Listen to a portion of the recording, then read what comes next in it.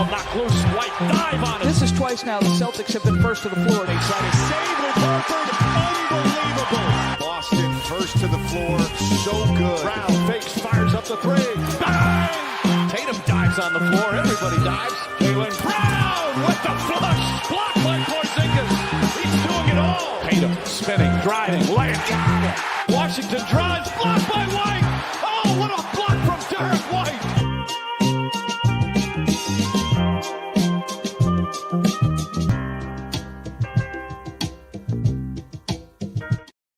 Wayne Spooney here to talk about the Boston Celtics and the Eastern Cup. Oh, wait a second. No, it happened. It's the Knicks on their way to the finals, up 3-0 against the Cavs. We got a great series out west with the Spurs and the Oklahoma City Thunder at 2-2. And joining me to discuss all that and a few other things is Jake Eisenberg. Jake, how we doing, buddy? Doing good, man. Love to talk some hoops with you. Unfortunately, not about the Boston Celtics in the conference finals. The doomsday scenario is becoming Imminent. Way too possible. The Knicks making the finals was a doomsday-ish scenario, but yeah, the more intense that this Western Conference Finals series gets, the more concerned I become about the Knicks having a chance to actually do it. On top of the Knicks just playing really well. Yep. And part of that is just simply they are just touched by God from a shooting perspective at the moment. And sometimes it's as simple as that. And that's been something I've been going back and forth on all playoffs is how much is it just shooting luck at some point? And the Knicks are at 45% or 43% on tightly contested threes from that game 3 onwards. Obviously they're playing well. And Kenny Atkinson coming out and saying, analytically, we've won 2 out of 3 games. Love it. You can't say that out loud. You just can't do it. No. You have to be fired for that.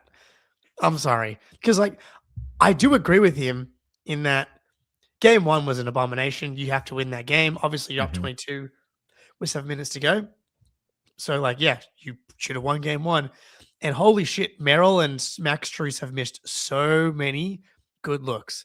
And if they were shooting like their normal percentages or a little bit below, this would be a completely different series. But they're not. And on top of that, you just look like soft loser Cavs, as you always do. Yeah, man. I said this in the Discord after game 1. If the Cavs win that, I feel like it's going 6 or 7, probably 7. And since they lost it, I think they're going to get swept. It's just kind of the ebb and flow of playoff series in a lot of ways. They won that game, and to have it ripped away from you, as Simmons says, it's really hard to win 5 games, right? And that's basically what they've been asked to do. Look. Harden at this point in his career, I think, is just kind of untenable defensively, even if he occasionally has these defensive possessions where he looks good. But Atkinson's done him no favors. A large part of why they lost that game 1 is because Atkinson just had him switch on to Jalen Brunson for 9 minutes straight in the 4th quarter. And it's Harden didn't even do that bad, but that's an insane strategy to just let Jalen Brunson pick his matchup and go at it. And it's okay, if you want to see that for a couple minutes, maybe Harden can hold up. Sure. Okay. When he walks the lead down from, I think 22 to 12, maybe switch it up a little bit. Maybe Brunson's small. You can get at him with traps. You can make him throw these loopy passes over the top and switch on the backside. And he just let him go at Harden over and over, get to his spots. It was just brutal to watch. And at times their offense looked good. And then at other times it's they're just ignoring Mobley and Allen if they're not in the paint, and it just clogs everything up and it makes it really look difficult. And I think Mitchell's clearly, not right 100%. No way. So this is just a bloodbath, man. This is an embarrassing for to the point where I don't even think you can come away and hey, we made the Eastern Conference Finals. We're building here. I think this is such a bad loss that I think the Cavs really need to look hard in the mirror how their team's built. Yeah, it went from, oh, maybe Mobley is on the move to, no, he's not on the move. They made the conference finals to, you lost in the one way you can't lose, in order for you to have to ask all the same existential questions, which brings me all the way back to the first round. It's like, should these swings in playoff series where you're up 3-1 to you have a bad week of basketball change how you feel about your team? Well, it's funny, like the way everybody felt about the Cavs is now the way everybody felt about the Cavs. Yeah. Except for maybe like 2 days throughout the playoffs. You go, you go to 7 against the Raptors, you go down 2-0 against the Pistons, and then you get swept against the Cavs. So you have like 3 very obvious gulfs, like complete valleys as a team, and you're like, team is not winning a title, obviously. Where do we go from here? And so, and I don't think a Mobley trade makes sense to me. It's like you need to restart, and that feels like the most likely. And apologies to the audience, I'm on my flu game stuff today, so if you see me reaching for a variety of medical devices or whatever, bear with me here. But we're battling through. So they're toast. Mobley had a couple moments, but you can't pay someone that inconsistent at the highest level $50 million. That's pretty simple to me. And like, I mean, okay, so I'll be honest. I watched all of game 1, and I have only really checked in on bits and pieces of games 2 and 3 because I just was like, this is over. And it's painful to watch the Knicks play so well. But from what I've seen, like they've kind of gone away too from like him getting into like the dribble game. Like that was the thing that changed them last year, was like inverted pick and rolls. To me, it's a lot of Harden and a lot of Donovan Mitchell. And like, if you want to weaponize Mobley, like to me, sometimes it's as the ball handler, not as the screener. And they're using him as the screener or as a spacer a ton. And then it's just like, he's just not super good at those things. So you're kind of limiting how his utility on the offense. Obviously, is a great defensive player, but you kind of like, I like Jared Allen as a player. To me, what makes Mobley, I'm not sure Mobley can totally hold up as a solo 5, but man, like if he was just on the Celtics, imagine you have to find out. Yeah, you have to find out. And like the switching the Celtics could get in with like the Jays, Mobley, and Derrick White, and then like whoever else is the 5th guy would be fucking insane, right? And you just can't do that with this Cavs roster. So you're really kind of limiting his ceiling as like sort of a help guy that can switch, but Jared Allen's always protecting the rim, so Mobley doesn't, it's just such a bizarrely built team. Like, and to your point, man, like going to 7 with that shitty Raptors team. I'm sorry. That was red flag, big time red flag. In Detroit, they're really weird. They're two idiots fighting type of thing. Like they're both built really like bizarrely.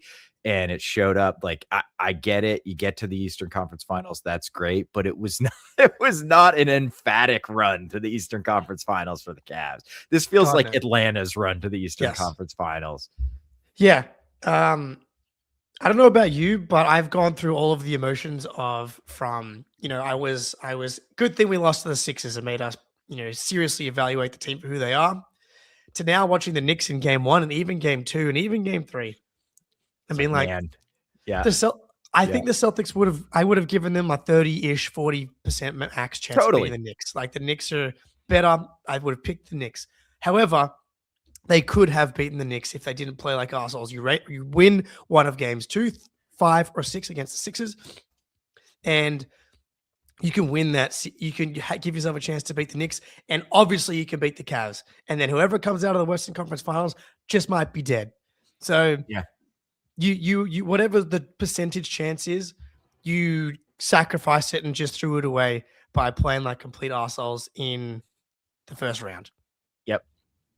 Yeah, man. I was literally, I was watching, I think, the highlights of game 2, and I was like, man, we could have beat the Knicks. Like, I know they're playing really well, and I don't want to take anything away from the Knicks because they are the opposite of the Cavs. They have been emphatic. They have been awesome. They're beating the shit out of everybody in the Eastern Conference, except for 2 games against Atlanta for some reason.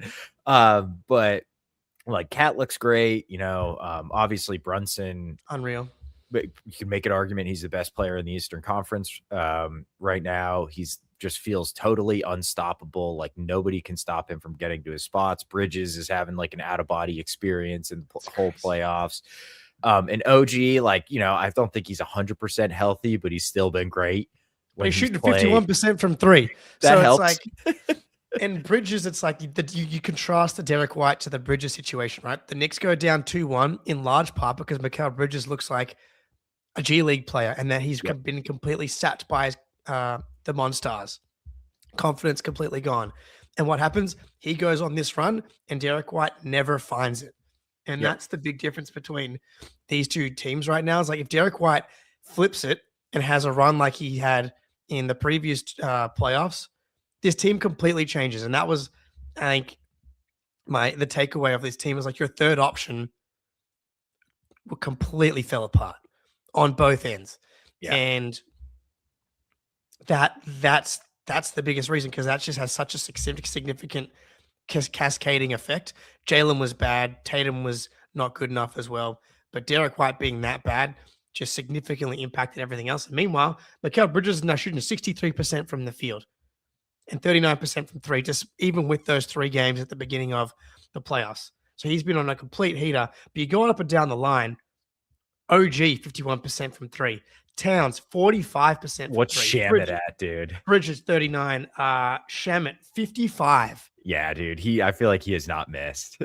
Alvarado, 43. Deuce McBride, 41. My guy. Like, at some point, that's really the reason they look this good. Yeah. Right? It's obviously they're playing well, they're connected. And maybe you can argue that the clean looks are the ball finding energy and confidence, and it's just this domino effect, and that's why the shots are going in. But at the same time, there's definitely a huge shooting variance, like explosion going on right now. But sometimes that's just what happens. And if they're able to carry this into the finals, they can win. Like, it's that simple. Like, it's especially with Towns, he might be the second best offensive player in the league right now. It's Jokic at 1, and then Wemby's got a case, but Towns and his ability to be like the best shooter at that position gives you someone that Wemby actually has to guard. Because I don't care that Chet can hit wide open catch and shoot threes. His release is too slow. He can't put it on the deck. Towns can drive. Towns can draw fouls. Towns can get on the offensive glass, and Towns can fucking sling it from 3-point range. It's not. It's the matchup's there. The matchup is there for them, in my opinion. I can't believe we're having this conversation, and I'm like, yeah, he's totally right. Nodding along. Fucking like, Towns, dude. How much sick. did we laugh at him for the past 2 years? And he's been one of the best players in the playoffs, and it's not even a question. I know, man. So I agree with you that some of this is 3-point variance, but their ability to just generate and make twos is like also makes their offense low variance in a positive direction too. Like it just feels like they only shot 28 threes in game 3, right? So they shot 40%. That looks great, but that's really not winning you a game when you make 11 threes. It's the fact that they shot 56%, which is like, 60% from 2 basically. And it's Brunson is a huge part of that. He's always generating good looks, or not even good looks, just looks from 2 that he always makes. He can make, yeah. Yeah. And Bridges is just like, running pick and roll and just like rising up from the mid range and banging jumpers, getting to the rim, driving closeouts. Same with Anunoby. And then you've got Hart, who's like on those leak outs. And then Towns can, like you said, put it on the deck, occasionally post up. So they have like they're blazing hot from 3, but they also have this like high offensive floor because of their ability to generate and make good twos. That just makes that like that combined, I think, is like why they look so awesome. Because if they shot 7 from 28 from 3, like which would have been a horrible percentage, they're still winning this game, Yeah, they're at 59.3% from 2. That's crazy, dude. Crazy. So part of that is like there is some jump, like because Brunson takes the middies and Bridges takes the middies, and OG again, like he has hit so many tough shots. He does that. Yeah. He does that. He's always done that. Going back to the bubble when he hit that fucking shot over Jaylen Brown in game 3 of the second round against the Raptors. They're good, and they're hitting their like. You don't win today. I think would make it 10 or 11 games in a row in the playoffs. And I get like you were down 2-1 against the Hawks. They're frisky. It's 11, yeah, because they won Yeah. 3 straight and then they swept. So it's 11. So you don't win 10 games in the playoffs by accident. I know the Sixers kind of collapsed, but even still, they had to come back down 22. Obviously, the Cavs played a part in that, but the Knicks, that's what they do. They're a resilient motherfucker. I've been calling them resilient merchants. Like they did it last year against the Celtics. They're like, you always watch these guys. They're never out of games. And it's incredible that they are like that. Comeback merchants, resilient. That's merchants, hilarious, dude. Fucking losers, dude. Win a game normally. Yeah. It's just Win a stay up series, 20. Actually go up in a series. Yeah. Fuck. And even in game 2 against the Sixers, they were kind of down for most of that game as well. Anyway, but they have the versatility. If I'm the Knicks, though, if you want to flip to the other side, actually, before we flip to the other side, we'll go to prize picks. But I'll go ahead. I have two Knicks points really quick before we. Well, you got 30 seconds. Otherwise, we can do it afterwards because we keep getting in trouble about this. Okay, yeah, let's just do that. Let's do it. I'll hit the thing. Prize picks. Yeah. I know someone said that they had their gun to my head when we did this last time, and no, we love prize picks, and it's here. The playoffs, the conference finals, the finals. There's no better way to cash in on the high-flying hoops action than Prize Picks, a preferred partner of the NBA. Every bucket, every dime, and every win means more when you're playing on Prize Picks. So don't pass up your next shot with Prize Picks and get $50 instantly in lineups when you play your first $5. You're running out of time.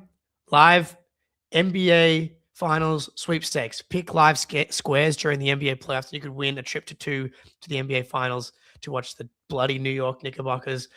To enter, make a $5 lineup with at least one live NBA player pick during any part of the 2026 NBA playoffs. Live player picks are picks made after a game is already in progress. Download the app today, the Prize Picks app, and use code CLNS to get $50 in lineups after you play your first $5 lineup. That's code CLNS to get $50 in lineups after you play your first $5 lineup. Prize Picks, a preferred partner of the NBA. All right, I've got a couple quick ones here. Steph Castle, more 11.5 points. Really like the way he's been playing. Wemby, less 26 points. Just feels like he had the big scoring game, you know, in game 4. Maybe he's going to get, that's a big number. Yeah, that's still score 23, 24, and that still hits. Yep. And then Isaiah Hartenstein, what did he finish with? Because he had like 6 straight to open the game, basically. Yeah. I would check quickly for you here. He ended up with 12. Okay, I'm going more 6.5 points for Isaiah. Yep. So those are my 3. Isaiah, more 6.5 points. Steph Castle, more 11.5 points. And Wemby, less 26 points, $20 to win 75. Boom. We are 0 for 4, so we're due. Or might be 0 for 5 at this point. Come on now. We just need one. Yeah. Real 2 quick points. So they are second in the playoffs in generating looks at less than 5 feet in volume, right? So Timberwolves are 1, Knicks are 2nd, and then the Spurs, the team with the 7'6" alien who could basically get a lob whenever they want, is actually behind them in getting looks at the rim. And 2, the Spurs and the Oklahoma City Thunder, so this is going to roll perfectly into the next series, are beating the shit out of each other, but the Knicks are playing like 6 dudes, man. And like, I don't care if you don't play that many games. Like, it's still playoff basketball, and they really don't have a lot of depth to go to. It's basically Shamet, Deuce, and so I guess like 2 half guys, because Deuce Mitchell gets Robinson. like 10. Yeah, and then Mitchell Robinson, Shamet, and McBride. It just, and those guys are not getting big minutes other than Shamet all that often. So, Clarkson gets in there a little bit. Yeah, I guess, but it feels like their main guys, the Brunson, Cat. They've never played this deep into the season. They've got a lot of miles and a lot of minutes on them in this playoff series, so it might limit how much these 2 teams are kicking the shit out of each other. But boy, is this but 2 sweeps. I know. and a bunch of blowouts, and the finals. You have 2 days off between every location change, so you only have 1 day off in between games 1 and 2 and 3 and 4, which is good, I think, for the other side. So it's like whoever can, if like the Spurs can get out of this series, without losing anybody else, because I think Dylan Harper's getting healthier after whatever happened to him. He looked good yesterday. As long as Dort doesn't land on Fox's ankle again, I think that ankle can get a little bit better. And it seems like he's like, I don't know, with an injury like that, once you start playing with it and you just like go through the mental acceptance, you kind of can get better at playing on it. Yeah. In my experience as a Division 3 rec league champion, but championship experience. Thank you very much. Yeah, hey, De'Aaron Fox doesn't have a championship, and we're currently the 2 seed in after moving up a division, so no big deal. But yeah. So what I was going to say before you gave me those Knicks stats, if you're the Knicks, right, you're rooting for the Spurs, I think. Because I think the only thing where I can see you rooting for the Thunder is because you don't think J-Dub and AJ Mitchell are going to be okay. But I think that the Thunder can handle scoring on the Knicks without those guys. Whereas I'm pretty concerned the Thunder can actually now win against the Spurs if they're not going to have J-Dub and AJ Mitchell. That being said, I've changed my mind about who's going to win this series every time the other team has won. Yeah. So I'm careful to not overreact to the Spurs kicking the shit out of the Thunder yesterday. But if you're I kind of laid out the matchup advantages for the Knicks. Not necessarily advantages, but I think like if you are going to neutralize Wemby in any way, you have to have elite shooting. And what's a problem for SGA, who absolutely deserves to be a back-to-back MVP and crowned as the best player in the league earlier in the season, he doesn't have the Tatum pull-up threes. And to beat Wemby, you kind of need those shots. Like he took 1-3 yesterday. Their whole starting lineup took 5. Yeah, that's just and 6.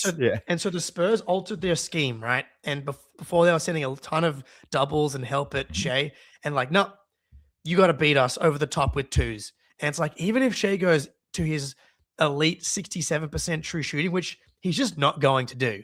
Yeah. In the playoffs, it seems like he's dropped significantly every year, still efficient relatively, but he's 67% in the regular season. He's down at 58 in the playoffs, which is still good, but not going to beat the Spurs probably if that's all he's doing. And then yesterday has had the 7 assists, but if you can limit those numbers, limit the 3-point shot shooting from the Thunder, I really like that recipe for the Spurs, unless Shea really just jacks up the 3-point volume, but it's just not his thing. Yeah, I mean, yeah, like I don't see him taking like 11 threes. And that's like kind of the volume you need to get at when Wemby's in that like deep, not super deep drop. He doesn't need to get that deep because he's so nimble and he can cover so much ground. But yeah, man, I loved them just guarding straight up. I thought Castle, it wasn't straight up, but they weren't throwing doubles. They weren't trapping. The help was incredible. I thought Vassell was awesome defensively as a help guy. Like, I can't believe how good he's been outside of like the shot making. It's like the defense, the rebounding, that stuff's been unreal from him. Dude, he's so good. I've always really liked him. When I proposed the trade for the 2nd pick last year, I made it a point that like I think Vassell's really good and we should try to get him if in that deal if it was a thing. But that aside, like I thought his help defense, like his nail help coming out of the corner to help dig in at Shea, everybody was doing it. And I thought Castle and Harper were amazing on him one-on-one. Like they got a few times, but for the most part, they made Shea like getting anywhere as difficult as it could be. And like Castle's one of those dudes. He reminds me of Marcus Smart with the way he plays defense, with like he gets bumped, but he also like brings his arms down while he's doing it and like gets at your handle and just makes it super uncomfortable. Him and to a lesser extent Harper have just been so good defensively, especially in that game 4. I just like him super impressed, and like Mitch Johnson looks like he knows what he's doing as a coach, which is like, you know, coming from that Cavs series, you're coming from what Kenny Atkins is doing is Quite a change. So The like chess match in this series has been fun. it's crazy. And like, dude, if Chet took 1-3. He is being 1-3. exposed so hard. Hardcore, man. And I love to see it because I do not like his face at all. It makes me uncomfortable to look at Same. him. So like Wemby them just ignoring him essentially and letting Wemby just like contest everything. And it's like, hey, maybe he doesn't get it. But did you see how high those Hartenstein floaters were? It was like 30 feet in the air. And it's like, I can't believe he's making these. And then he stopped making them. And you could just tell Wemby's in everybody's head. And like you, once the OKC won game 2, I was like, yeah, they're just going to lock in. They'll win this thing in 6. But man, after that game 4, like they just got a lot of zeros offensively, man. Like Dort, Kason Wallace, Chet, if he keeps playing like this, Caruso, if he's not making 11 threes or whatever the hell he made in game 1. Like, I'm not sure where they get the answers other than J-Dub just gets healthy. I think McCain could play a lot better. Yes. But it does feel kind of crazy to be like, okay, where's the extra creator coming from? And it's Jared McCain. But he was 1 for 10 in this most recent game. And I thought he missed some looks that he made in the previous game. So you go back to OKC at home, quote unquote, role players play better at home. Do you remember role players having these crazy swings like in previous years? Like, and how much they're deciding stuff? Like Julian Champagne's gone from like flamethrower to can't hit a shot. McCain, flamethrower to 1 for 10. And and Caruso, like there are so many in these playoffs, it feels like Terrence Shannon Jr., like these role play, and maybe I'm just forgetting, but I'm like, they're just completely swinging and deciding so many games and series, it feels like. Yeah, I think it's probably there somewhat. I just think this particular series, especially, these teams are both so good defensively that they're just going to take away what you do well for the most part. So, I mean, like your other guys got to make shots. Your other guys got to play well. And when they don't, it is so horribly obvious. You know what I mean? Like watching like Kason Wallace just basically deer in the headlights it when he gets the ball. It's like, dude, this is fucking brutal to watch, man. And like credit to Champagne. I mean, he was, he didn't make a shot. I thought defensively, like, I agree. He's been really good. It's crazy. Yeah, and like the Merrills and the Struces, right? Like those guys, if those guys don't hit shots, then you're already cramped offense. Like you just completely collapse as a team. And same thing happened to the Celtics. Derrick White doesn't hit shots, and the Celtics now become much easier to guard. The Wembanyama thing. Yeah, dude. So he's been the games 1 and 4 are like some of the best games you can see from a basketball player, basically. Yeah. So on defense, in the playoffs, when he's on the court, they have a 99.5 defensive rating. So like it's very obvious. And I'm not adjusting for 3-point luck in the playoffs because the sample is small, and I think he is I don't think it's luck necessarily when he's on the court, and I don't know, I'm just leaving it as is, but it's a 24 overall net rating swing with the on-offs with Wemby in the playoffs, which I don't know if I've ever seen anything quite so astronomical. So on his own, he's anchoring the best defense in the league, or an historically dominant defense himself. And then on the other end, he's putting up 30, 13, 4 assists, and 4.3 stocks on like 65% true shooting against an historically good defense. And he's 22. And he fucking hit a half-court buzzer beater, Peyton Pritchard style. That was nasty. Yeah.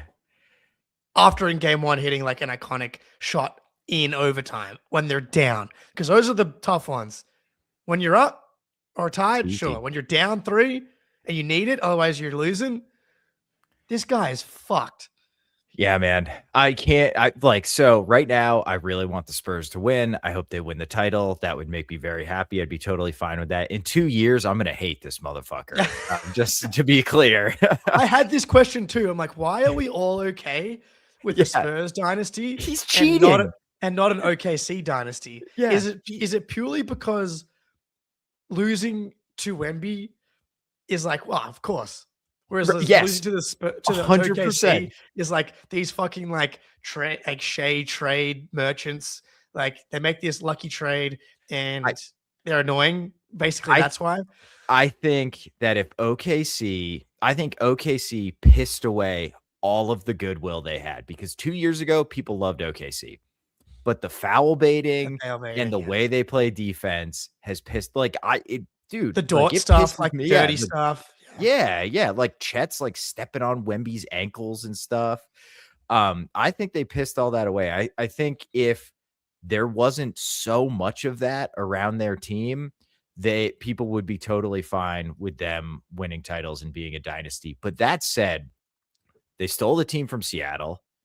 Their owners are like oil and gas, like, you know, climate change instigators. Yeah, basically, like they're not, they don't have clean hands. Although I suspect unlike none Billy of the C. billionaire. Yeah, exactly, Billy C. Okay, yeah. And it, so I think there's something to that. Their colors are offensive, very difficult to look at.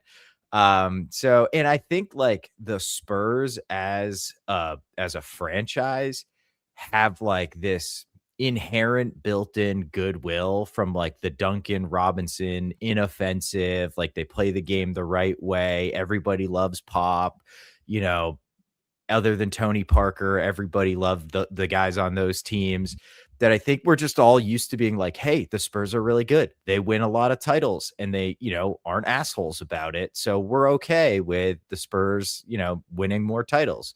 But I also think to your point is 100% right that it's like, of course we're losing to this guy. Look at him. Yeah. I think it's that simple. It's so ridiculous. And I don't really. So Tommy Gunn, remember him, the guy when at Bill Simmons? Yeah. So there, he kind of. It's funny. I have like what's the opposite of a soft spot? A hard spot in my heart for him now. I don't know if hard spot's the one there, Jake. Definitely not a hard spot. Burning spot. Yeah, I don't know. Yeah, he Celtics Twitter guy was saying like, is this the fastest anyone's ever been like consensus best player in the world for Wemby after game 1? And then Wemby had like a bit of a struggle in games 2 and 3, and Tommy Gunn comes back and be like, see, we're always getting putting the horse in front of the cart when it comes to Wemby. He has no elite offensive skills. How can he become a GOAT type player without this type of thing? And then obviously he goes out and has game 4. And I was thinking about like the greatest players of all time, because obviously like they think about it from a Steph Curry perspective. And it's like Steph can solve any defense because he can shoot from the logo no matter what. But like Tim Duncan, when you think about the Spurs, he didn't become the GOAT because of like this deep offensive bag. He became one of the greatest players of all time because he was like rock solid 15 years of anchoring an elite defense and was an elite offensive player too, but like not because he had a bag. Bill Russell won 11 titles because he was just an insane competitor and had elite anchoring on the defensive end, a la Wemby. Do you agree that Wemby, are you like ready to go into, I can see this guy being like the only dude that I've seen since I've been alive post Jordan and LeBron that has a chance to actually do it? Because I like, who's been as good as Wemby is right now? Who's been as good as Wemby at this age? Like LeBron, Kareem. Like I'd have to go back and look Bill Simmons style, but I'm like, well, see, it's tough because a lot of the guys in the previous eras played 4 years in college, right? So they were like 23 their rookie year. I don't think LeBron was not quite this good. Like LeBron was obviously really, really good in age 22. Like he made the finals in that year though. Yeah, no, like he was awesome. Certainly flirting with the best player in the NBA, but I don't think he couldn't shoot back then, LeBron. He could not shoot threes, and I don't think he had the defensive impact that Wemby has. Sure. Of course not. Nobody does, right? Like he might be the best defensive player in the NBA, but I'm not sure LeBron was like a true positive, like elite defender in those days. It was really once he like got his shit together in Miami that I was like, oh my God, this guy is insane defensively. So I don't know, man. Like Jordan, again, like I think he was 3 years in college. I think he was 21 in his rookie year. So it's probably more like 24 when Jordan was like injured in his age 22. So Jordan's probably the best example, probably a good example, because then he gets injured in age 22 season, so you can't throw that away. But age 23 season, like 35 a game. He averages 37 a game. 37, yeah, dude. Averages 37 a game, second in MVP, makes all defense, and in the playoffs, I believe that is the Celtics series. Or maybe it was the year before, but in his age 22 season, he put up 44 a game. Yeah. So when people talk about Jordan, it's like, dude, look at his stats against the Celtics. 49, 63. So that's the comp, I guess. Yeah. Right? Age 22. Jordan's our comp. Because like Kobe wasn't this good at this age. No, hell no. No. Look at Kobe's stats from those first 3 titles. That was all Shaq. I'm sorry. Garnett. I'm thinking of young guys too, right? Like, no, because Garnett, age 23, was second in MVP voting. Yeah, Garnett's a good one. Garnett, similar, and like defensive impact and being an offensive unicorn type of guy. But I get the point. The point is, anyone in the chat, like, help us, because I don't have the Bill Simmons brain of being historically literate in the same way. But the offensive bag, I mean, he's just scratching the surface. Like the fact that he is already a good 3-point shooter, that's so valuable.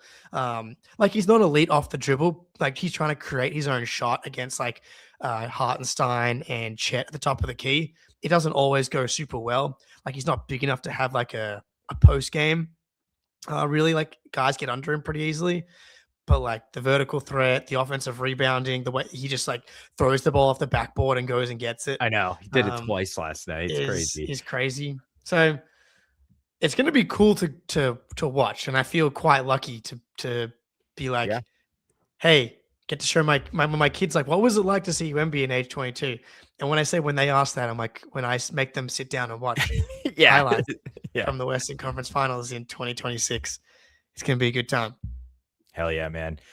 We should probably wrap it up and jump over to the Patreon. We can slightly adjust. We'll have plenty of time to talk trades, Jake. So maybe we just talk about Jaylen and Derrick White, all NBA and all defense over there, unless you got a burning trade.